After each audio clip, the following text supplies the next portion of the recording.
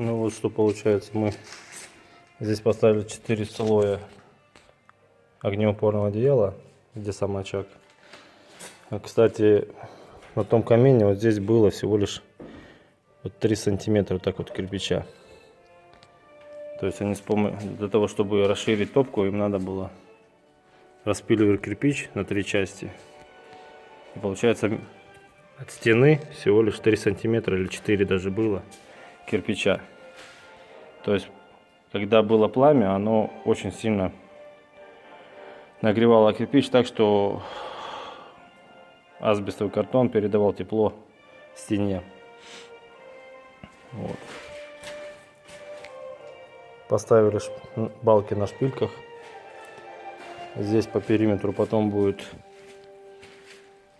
вот такой вот шнур для того, чтобы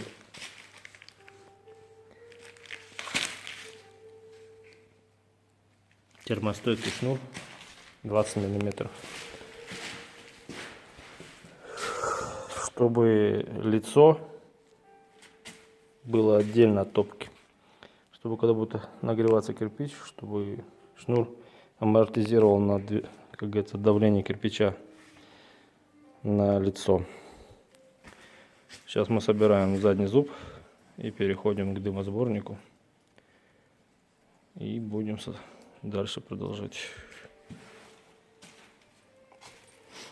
То есть, чтобы нам создать вот этот угол, который был раньше, здесь был просто на ребро кирпич сложенный, мы резали элемент такой, чтобы создать одинаковый угол.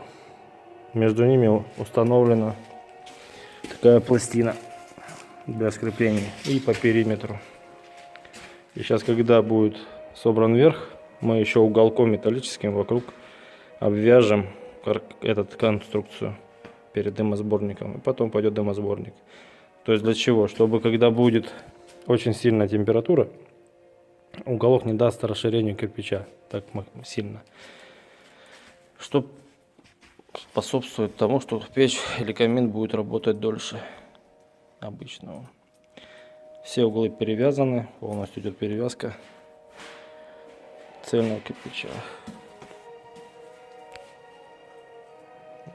Продолжение следует.